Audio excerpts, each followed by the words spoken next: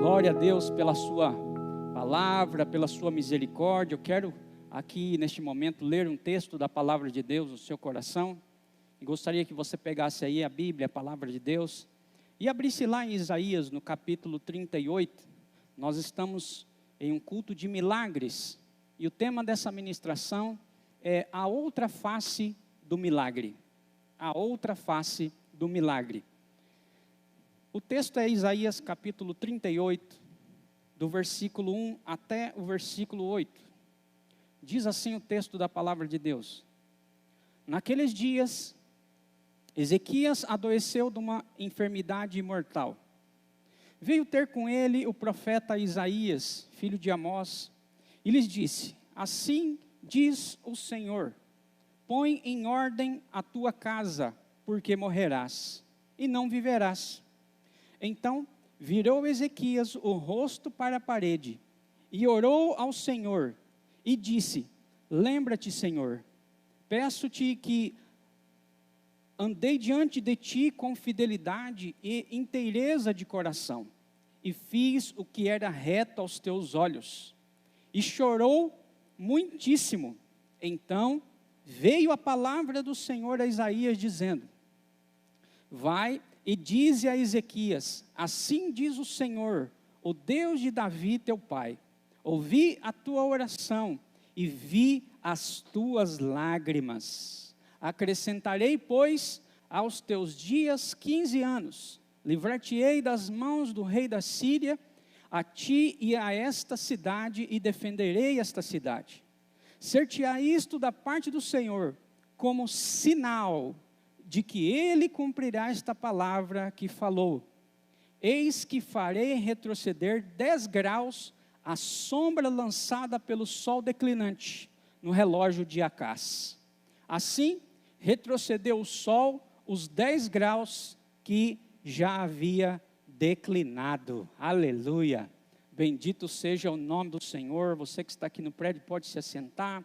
E você que está em casa, anote essa palavra, porque o Espírito Santo estará falando no seu coração, não somente nesse momento, mas durante toda a semana. Irmãos, como igreja, todos os dias, todas as semanas aqui nós temos falado sobre milagres, mas nós precisamos entrar em uma dimensão ainda muito mais profunda do mover milagroso de Deus. Nós precisamos nos atentar às verdades da palavra de Deus a esse respeito. Experimentar o milagre é maravilhoso. E eu louvo a Deus porque nós temos experimentado desse legado.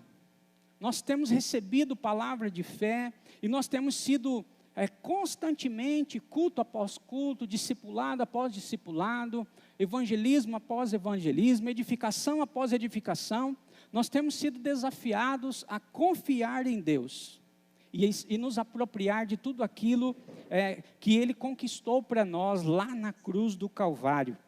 E eu quero motivar você em relação aos milagres que Deus faz, porque ainda mesmo Ele vai continuar operando esses milagres. Ele fazia isso no passado, continua fazendo e vai continuar fazendo. Nós não podemos tirar os milagres da pregação do Evangelho, senão nós poderíamos descaracterizá-lo por completo.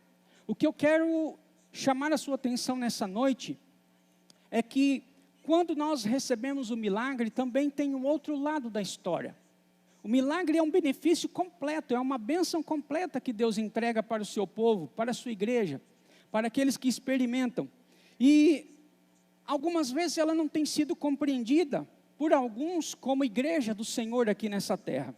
Então é hora de considerar e refletir no que Deus está falando a nosso respeito sobre a sua palavra e que devemos praticar. Nós estamos deixando passar despercebido, irmãos, muitas vezes que Deus tem propósitos em tudo aquilo que Ele faz, inclusive nos milagres. Nada do que Deus faz é em vão. Então isso deveria fazer com que nós pudéssemos fazer algumas perguntas. Por exemplo, quando você recebe um milagre, se busca o Senhor e recebe um milagre na sua vida, você deveria perguntar: qual é o propósito do milagre que eu recebi na minha vida? Qual é o propósito dos milagres? Por que que Deus realiza milagres? Qual é o propósito dos milagres? O propósito, irmãos, dos milagres que nós recebemos na nossa vida é corresponder a Ele. Nós precisamos corresponder ao milagre. Aprendi esse princípio aqui considerando a vida de Ezequias, um homem que viu uma das maiores intervenções de Deus a nível pessoal descrito aqui na Bíblia, na palavra de Deus. Nunca houve um milagre como esse antes e nem depois de Ezequias. Fiquei vendo e relendo alguns textos. Josué viu o sol parar, né? Tem até uma canção que diz sobre isso, mas Ezequias o viu voltar ao seu percurso, diz o texto que nós acabamos de ler aqui na palavra de Deus. Então essa foi uma tremenda demonstração do poder e da glória de Deus, daquilo que Deus pode fazer e também do seu amor para com os homens. Deus pode fazer qualquer coisa por amor às pessoas. Então Ezequias viu, aqui nesse texto, o que nenhum homem viu. Ele iria morrer, diz o texto que nós lemos, mas Deus o curou. Ele orou a Deus, lembrou dos feitos, da fidelidade, e o Senhor lhe concedeu mais 15 anos de vida. Mais 15 anos de vida. E só isto já seria motivo suficiente para que ele correspondesse com Deus no nível ainda muito maior. Imagina se nós estivéssemos no lugar dele e ali ganhássemos mais 15 dias de vida. O profeta foi lá e o avisou que o Senhor daria mais 15 anos de vida. Imagina se você recebesse uma resposta dessa, você iria ficar sorridente, alegre, feliz. Talvez você diria, olha, eu vou fazer coisas que eu nunca fiz antes. Geralmente esse é o nosso comportamento. Mas você vai discorrendo o texto e percebe que os últimos dias aqui do Ezequias foram os piores que ele viveu. Não foram dias agradáveis. E a Bíblia se pronuncia assim em um outro texto, lá em 2 Crônicas, capítulo 32, versículo 24 e 25. Diz assim: naqueles dias adoeceu Ezequias mortalmente. Então orou ao Senhor, que falou e lhe deu um sinal. Mas não correspondeu, olha, presta bem atenção no versículo. Mas não correspondeu Ezequias aos benefícios que lhe foram feitos, pois o seu coração se exaltou, pelo que houve grande ira contra ele e contra Judá e contra Jerusalém. Então observe atentamente a expressão aqui nesse texto. Mas não correspondeu Ezequias aos benefícios que lhe foram feitos. Então quando Deus opera um milagre em nossa vida, nós passamos a entrar num grau de responsabilidade maior. Então aqui Ezequias recebe o milagre de Deus, e isso não era apenas um privilégio para aquele momento, mas uma responsabilidade. Deus deu 15 anos a mais para que ele pudesse viver, e que ele pudesse corresponder à expectativa que Deus criou sobre a vida dele, dando mais aqueles 15 anos a ele.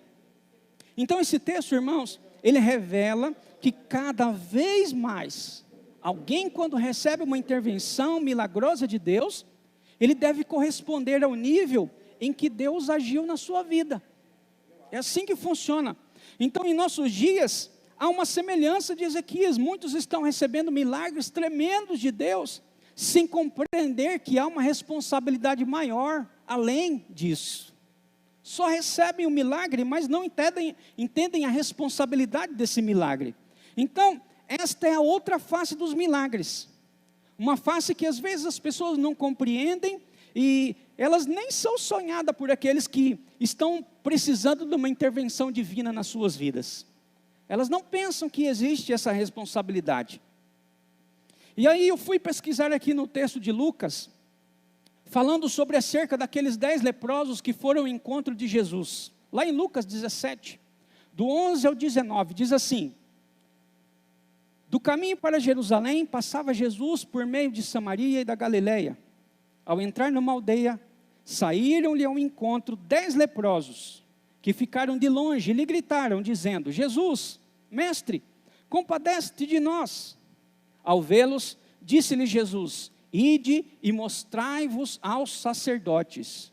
E aconteceu que, indo eles, foram purificados.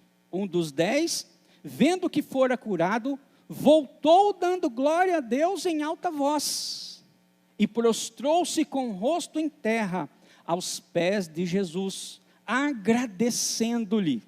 E este era samaritano.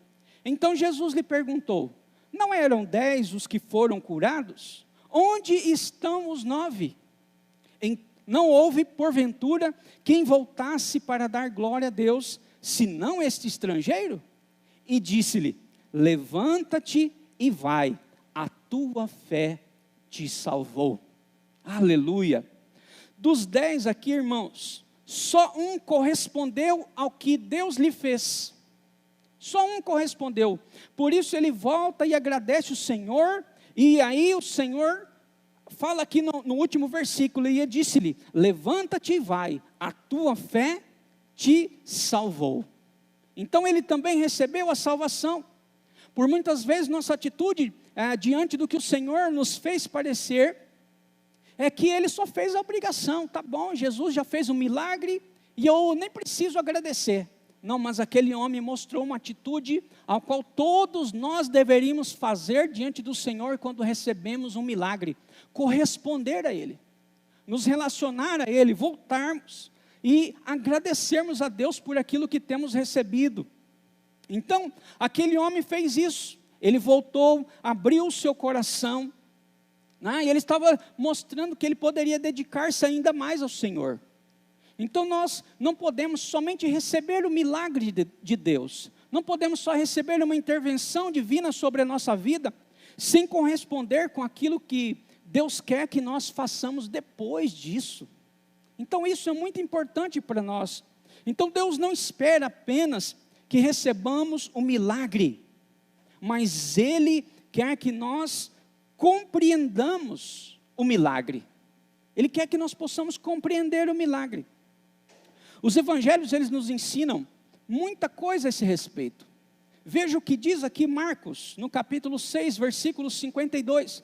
Na ocasião onde Jesus já havia feito a multiplicação dos pães e dos peixes, foi tudo maravilhoso, as pessoas comeram, foi um milagre tremendo, maravilhoso, e logo após, os discípulos estão no barco, há um grande vendaval, e depois eles ficam atemorizados porque alguém vinha andando sobre as águas. E quem era? Era o Senhor. E alguns acharam que era até um fantasma ou coisa parecida. E o texto de Marcos 6,52 diz assim: porque não haviam compreendido o milagre dos pães, antes o seu coração estava endurecido. Seus corações estavam endurecidos, eles não haviam ainda compreendido o milagre dos pães, eles não haviam compreendido o poder, aquilo que o Senhor podia fazer, e pode fazer, e poderá fazer, eles não haviam compreendido isso. Então Deus não queria apenas saciar a fome do povo, mas Deus queria transmitir uma mensagem, a mensagem de que Ele pode fazer todas as coisas, e que as pessoas poderiam crer nele. Essa era a mensagem. Também quando Jesus curou aquele paralítico do tanque de Betesda, não só lhe concedeu o privilégio de ser curado, mas colocou uma responsabilidade sobre ele. Olha só o que diz o texto de João, Evangelho de João capítulo 5, versículo 14. Jesus cura aquele homem depois de muitos anos, e aí mais tarde o Senhor encontra com ele no templo, e olha só o que ele diz.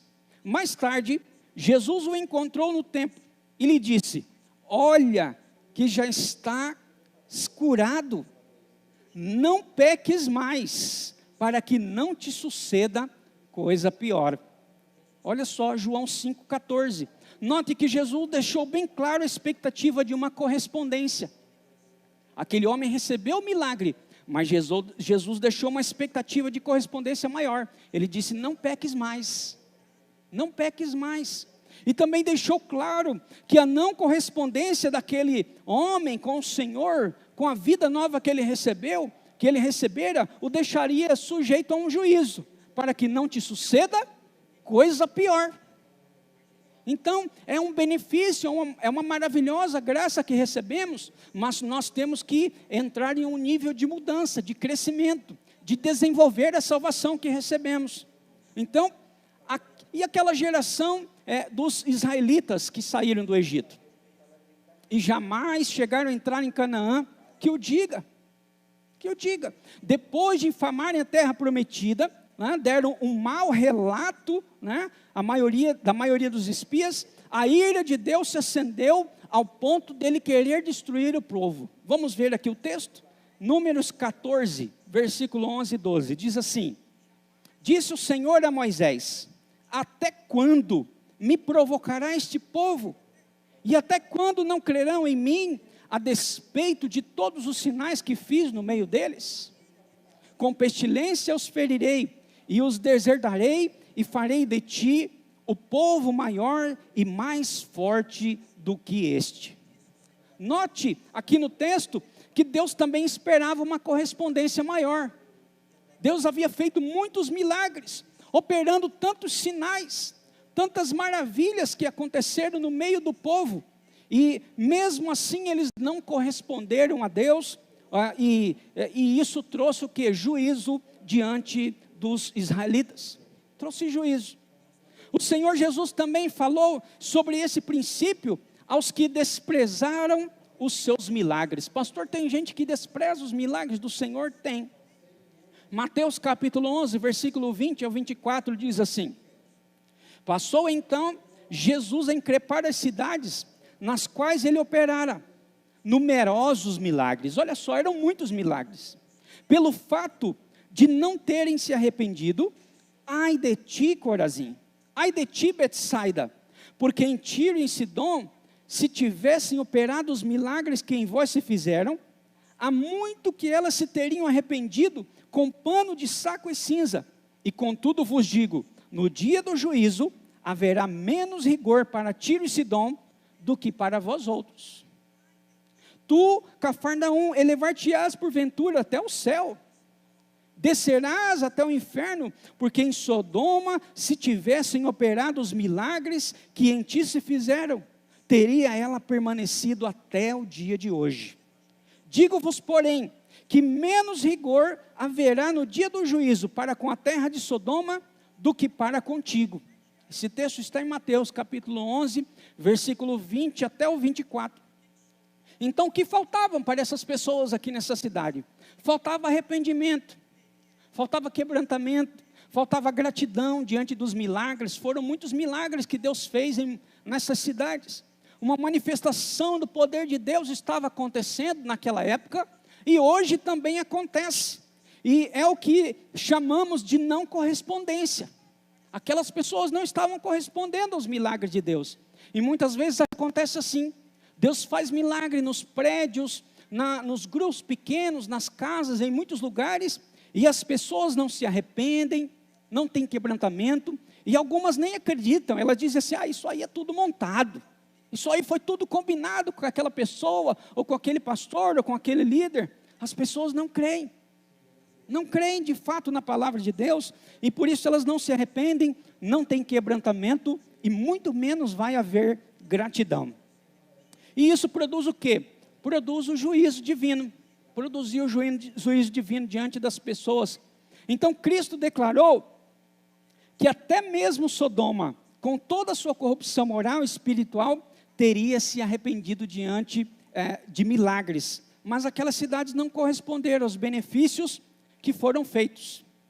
Será que eu e você temos correspondido aos benefícios que Deus tem feito na nossa vida? Isso deveria nos incomodar. Será que nós só queremos receber os milagres de Deus? Porque Deus não tem o propósito de me chamar só para que eu possa receber um milagre. Isso é maravilhoso, isso é muito bom, mas tem o pós-milagre, tem o propósito do milagre. Um dia eu estava aqui no CPA, muitos anos atrás, no ano de 2001, e eu estava passando por um período de depressão e nem sabia o que era isso, não estudava, nunca ouvia falado sobre isso, nunca tinha ouvido falar sobre essas coisas, eu tinha outros objetivos. E um dia eu peguei um ônibus e fui para o centro da cidade, eu estava muito triste nesse dia, e eu cheguei lá na cidade, eu sentei na praça e as pessoas estavam vivendo as suas vidas normais, comprando, vendendo, casando e dando-se em casamento, fazendo as coisas do dia a dia. E eu lá no centro da cidade vendo as pessoas muito triste, vendo as pessoas sonhando, ganhando dinheiro, realizando sonhos, ajudando outras pessoas. E eu fiquei pensando, o que vai ser da minha vida? Eu sou uma pessoa sem sonhos, sem projetos, sem destino nenhum. E eu estava ali perdido, sem Deus no mundo, depressivo, nem sabia que isso estava acontecendo comigo. E me lembro nesse dia que passei o dia todo ali, sentado sem propósito nenhum no banco da praça. E até que uma pessoa disse, olha, já está ficando muito tarde, é quase 11 horas da noite, você vai perder o último ônibus, e você vai ter que ficar por aqui. E aí eu me levantei e fui embora para casa. Mas naquele dia eu estava sem perspectiva nenhuma na minha vida. Mas um dia o Senhor me chamou. Depois daqueles dias foi tão intenso a chamada de Deus na minha vida, e eu fui chorando muito, e Deus foi falando comigo através de pessoas, através da sua palavra, e dia 19 de abril de 2001, eu entreguei a minha vida para Jesus. Naquele dia eu recebi um dos maiores milagres da minha vida, o milagre da salvação. Naquele dia eu senti felicidade, eu senti a paz que o mundo não me dava, eu senti a alegria que muitas vezes eu tentava buscar nas pessoas e nas coisas que eu comprava, que eu queria ter, mas não achava. Mas naquele dia eu encontrei aquele milagre. Mas logo após esse milagre, qual é o propósito do milagre? Qual é o propósito da mudança? Então eu mergulhei na presença de Deus, na vontade do Senhor. Eu fui buscar aquilo que Deus tinha para a minha vida. Então é isso que Deus queria com essas pessoas, com todos esses relatos que eu falei para você aqui, com todos esses textos. Deus sempre quer algo mais, Deus tem um propósito no milagre. Você não está aqui só para receber o milagre e ficar sentado no banco da igreja, mas Deus tem um propósito para mim e para a sua vida, para que você possa liderar na casa de Deus, para que você possa melhorar como pessoa, como um pai, como uma mãe, como um filho melhor na sociedade, que você possa prestar um serviço melhor para a sociedade. Então eu comecei a entender o propósito de Deus para a minha vida, e a minha vida começou a mudar, começou a melhorar. Estamos em constantes mudanças até hoje, mas tantos benefícios que recebi do Senhor, mas eu correspondi a Ele, e todos os dias quando eu me deito e me levanto, eu tento corresponder ao Senhor pelo milagre, pelo benefício que Ele fez na minha vida. Então deve ser assim nas nossas vidas, e eu sei que o Senhor vai fazer um milagre na sua vida, nesta noite, nesta tarde, nesta manhã, onde você estiver ouvindo essa palavra. Talvez você está tão desesperado, que você quer só receber o milagre, assim como eu estava naquele dia. Eu queria receber o milagre, eu queria por tudo ser impactado e receber uma paz que esse mundo não podia me dar, e eu recebi. Mas o que é que eu ia fazer com essa paz? O que é que eu ia fazer com esse milagre? Deus vai te dar um milagre nessa noite, Deus vai fazer um milagre na sua vida. Talvez seja o milagre da salvação, talvez seja a cura de uma enfermidade na sua vida, aí onde você está. Eu creio que Deus pode curar você aí onde você está, mas essa cura não será apenas para ficar para você. Essa cura tem um propósito, para que você possa servir o Senhor em todos os lugares, no templo, nas casas, por onde você for, você vai contar esse milagre, você vai dizer, olha, Jesus fez algo maravilhoso na minha vida, e eu quero contar para você. Esse é o nosso trabalho, é reconciliar o homem com Deus, Esse é o trabalho de todo cristão, não é só do pastor, do missionário, do evangelista, não, é de todos nós. Todos nós somos sacerdotes. Então, quando recebemos o milagre de Deus na nossa vida, nós precisamos corresponder ao Senhor, porque quando correspondemos ao Senhor, nós estamos desenvolvendo aquele milagre, nós estamos desenvolvendo a salvação de Deus, e nós estamos dizendo: Senhor, eu estou aqui para ser usado como ferramenta do Senhor. E é isso que o Senhor quer de nós. Assim como aquele samaritano que voltou para agradecer pelo milagre, é o que o Senhor quer de mim e de você neste dia.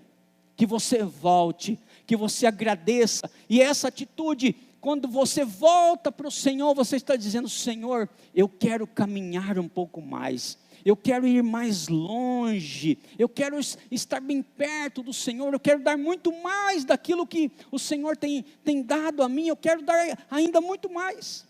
É assim que eu me sinto, irmãos. Eu me sinto nessa graça, nessa misericórdia do Senhor, de poder retribuir tudo aquilo que o Senhor tem feito pela minha vida. E é assim que Deus quer que a sua vida aconteça, para que você possa saber o que você precisa fazer durante a jornada. Porque eu quero dizer algo para você.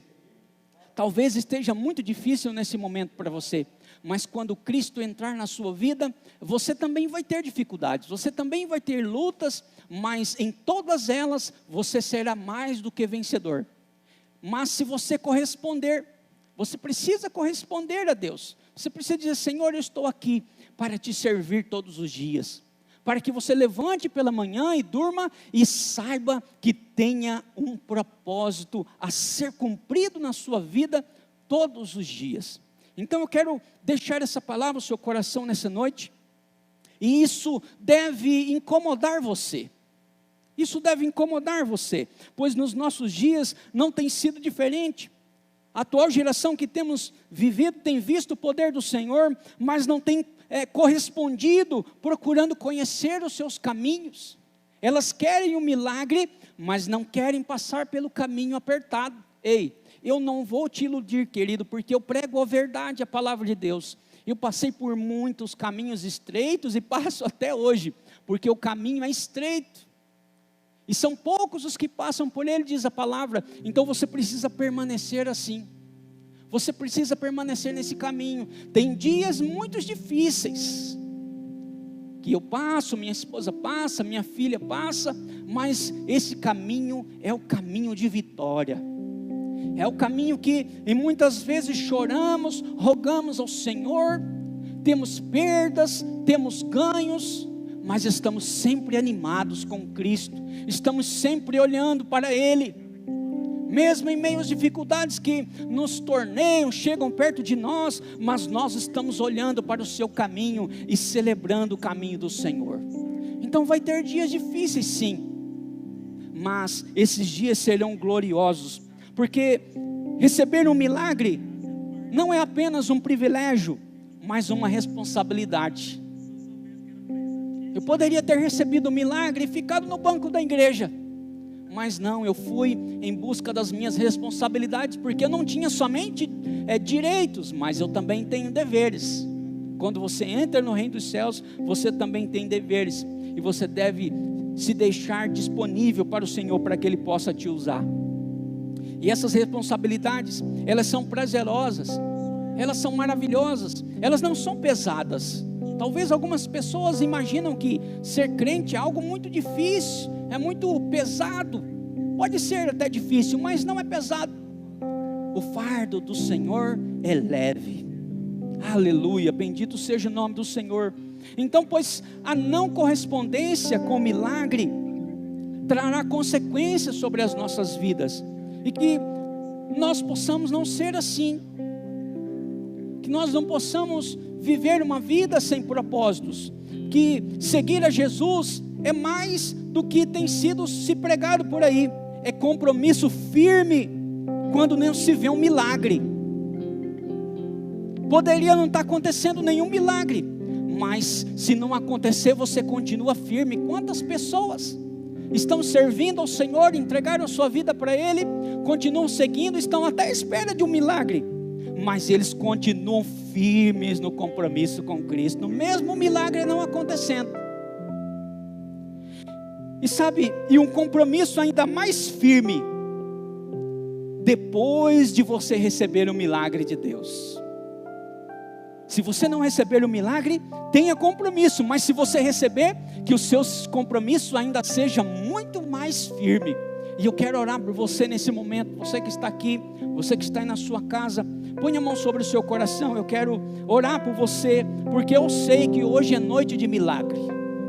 O Senhor vai curar você, o Senhor vai restaurar a sua vida, vai mudar a sua história, mas tudo isso tem um propósito. Não é para que a sua vida fique parada, sem objetivos, mas o Senhor tem algo muito maior para fazer na sua vida. Ainda que você imagine assim, poxa, mas já é uma grande coisa receber um milagre do Senhor. É verdade, aconteceu na vida de muitas pessoas, ao qual eu li nesse texto. Mas nós não podemos fazer como Ezequias, que recebeu mais 15 anos de vida, e diz o texto que ele não correspondeu às expectativas do Senhor. Que nós não precisamos passar por nada disso, que nós venhamos receber o milagre nessa noite, que você possa receber o milagre nesse dia tão maravilhoso. Eu não sei qual a enfermidade que está sobre a sua vida, mas uma coisa eu sei: Deus pode fazer todas as coisas. Ele fazia naquele tempo, continua fazendo no tempo presente, vai continuar fazendo amanhã e depois de amanhã, se esses dias vierem, porque só o Senhor sabe todas as coisas. Por isso eu peço ao Senhor, Pai, que venha abençoar essa pessoa, cure pessoas nessa hora. Ó Senhor, assim como elas estão com as suas mãos sobre o seu coração, que o Senhor possa fazer uma visitação especial, e que essa visitação seja tão poderosa, que essas pessoas não queiram somente uma visitação, mas queiram que a sua vida seja a habitação do Espírito Santo, seja a casa de Deus. Oh Pai, no nome de Jesus Cristo, cura pessoas, Senhor, que estão na cama de hospitais, no leito de hospital, essa pessoa que está na sua casa, talvez com o coronavírus ou com uma outra enfermidade. Eu peço agora, Senhor, que o Senhor venha tocar, que o Senhor venha curar essas pessoas, e que elas recebam o toque divino do Senhor, que elas recebam uma chance do Senhor, ó Pai, para continuar a vida, para continuar celebrando a Ti, Senhor, lembrando que o Senhor fez os milagres. Mas eu peço, ó Pai, no nome de Jesus, ó Deus, que a obra seja completa na vida delas, que elas, depois de saírem do leito de hospital, que depois de elas saírem dessa depressão, depois, Senhor, que elas já estiverem celebrando ao Senhor nos templos, nas casas, anunciando a Tua palavra. Senhor, que elas não fiquem, Senhor, como estão, mas que elas possam se levantar e celebrar ao Senhor, que é o Rei dos Reis e Senhor dos Senhores. Que elas possam reinar não só com Cristo, Senhor, quando o Senhor vier buscar a igreja, mas que elas também possam reinar em vida, que elas se sintam, ó Pai, úteis no reino do Senhor, no relacionamento contigo, no relacionamento com as pessoas e com o propósito de Deus na vida delas. Pai, no nome de Jesus, que elas não só recebam o milagre nesta hora, mas que elas também recebam a responsabilidade prazerosa e maravilhosa na Tua presença, de Te servir todos os dias da sua vida. No nome de Jesus eu oro e abençoo a cada uma delas.